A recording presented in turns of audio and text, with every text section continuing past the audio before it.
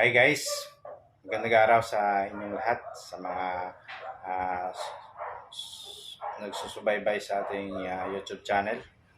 Ngayong umaga, meron tayong bagong tips na i-share sa inyo. Kahapon, meron tayong customer na sasakyan niya ay ang Ford Everest. Yung problema daw ng kanyang Ford Everest, pag umagahan, hard starting po siya. So, yung ating ngayon ito troubleshoot, o paano nangyari yon? So, ano yung first procedure na gagawin natin, guys? So, siguro yung unang tips na i-share natin sa inyo, doon muna tayo sa kanyang fuel line system. So, tingnan natin mula sa mga hose, papunta tayo doon sa kanyang fuel filter. Kadalasan kasi sa Ford Everest, sa experience na namin, meron diyang parang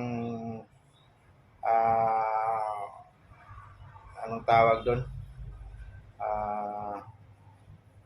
Parang nut, plastic nut sa ilalim ng filter natin ng Ford na parang drain plug. So, minsan, kadalasan kasi sa hindi natin masira ng maayos o matight, mahimo, ang mangyayari dyan, maglilik yung diesel natin. So, pag nag-leak na yan, yung pressure sa loob, hindi na malakas kasi may leak na siya. So, yan nagkakos ng hard starting. Pero guys, yun lang muna yung tingnan natin, yung filter, baklasin natin para makita natin dun sa ilalim kung talagang may leak doon. So guys, yung una nating baklasin yung kanyang fuel filter para makita natin kung meron leak o wala.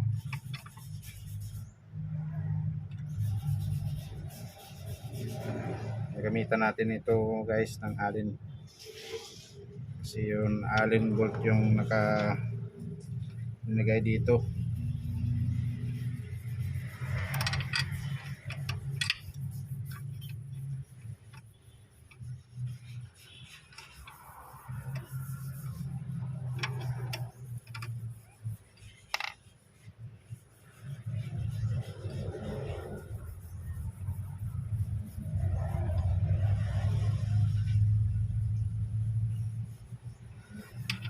Okay, nakuha na natin yung isang Allen bolt. Lugan naman natin yung isa. Yan.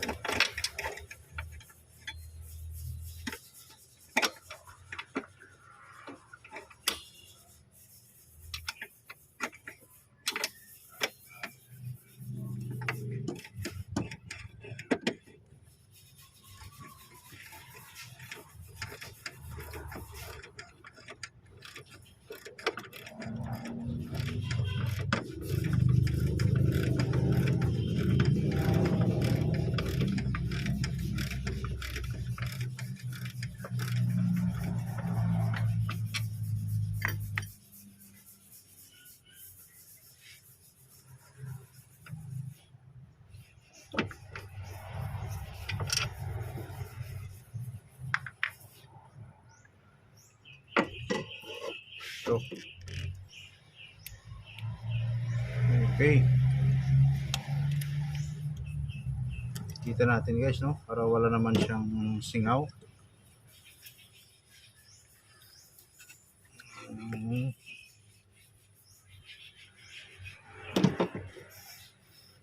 Okay. Pero nakita natin sa ilalim, parang basa siya. Basa, no? Ibig sabihin, pag umandar siya siguro, tumatagas yung numilik dito. So, ano na lang natin, itatight na lang natin, no? Yan, maluwag. Maluwag, so tatight natin.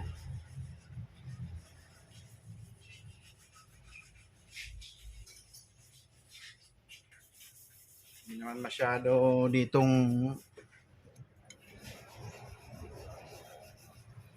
hindi naman kailangan na itatight natin din. Medyo ano lang, baka malustred yung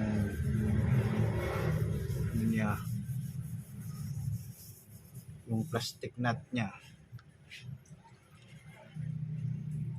So okay na siguro yun.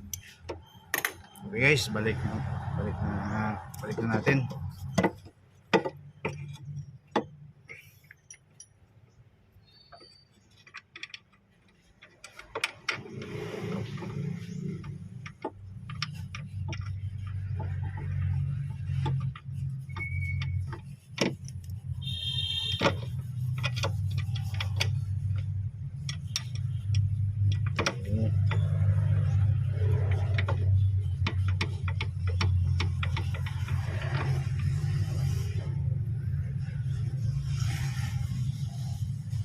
Yung procedure natin guys, tandaan natin na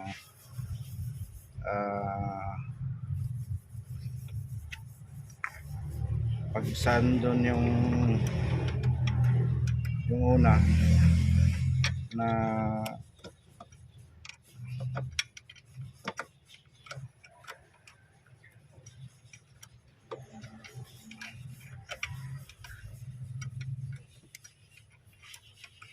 unang linya ng fuel line, doon muna tayo mag troubleshoot. Doon tayo sa una na fuel line system, huwag tayo doon sa pinakahuli. Yan yung tip natin.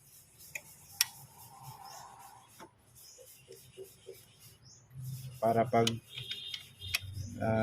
hindi gumana to yung ginawa natin, doon tayo sa second na procedure sa mga hose tayo, baka may sira, may butas yung mga hose. Pero okay naman, nakita natin dito na nagli-leak yung crudo kapag mandar niya na yung makina. Sigurado na yun na dito yung problema niya.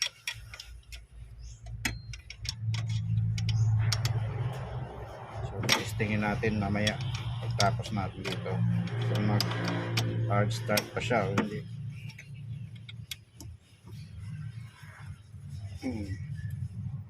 Yan. Okay. So pump natin. Yan. Tigas na. Okay guys, testingin natin.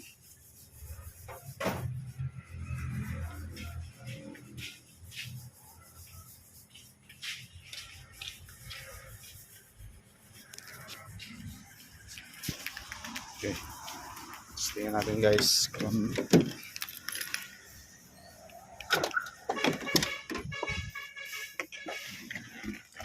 okay, dito na tayo sa loob. I-start natin yung Everest Automatic 2008. Okay.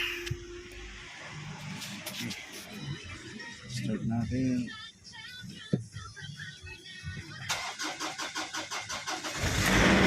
Ayan. Mantap siya.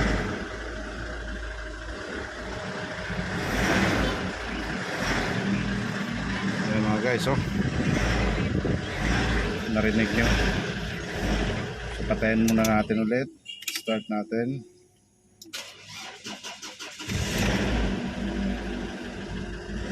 Pero meron sang delay, no? Guys,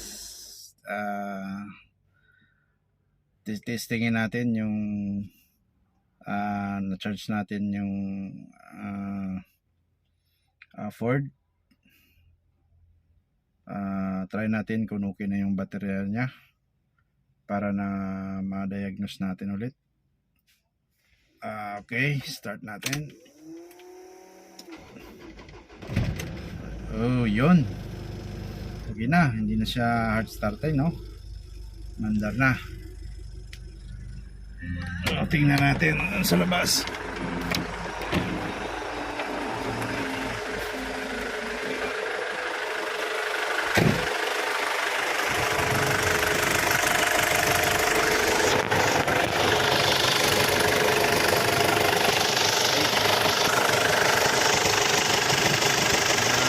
Tingnan natin dito, guys, kung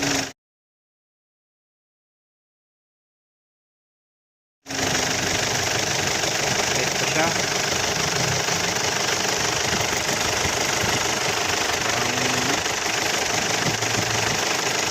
Sana, no? Ayan, guys.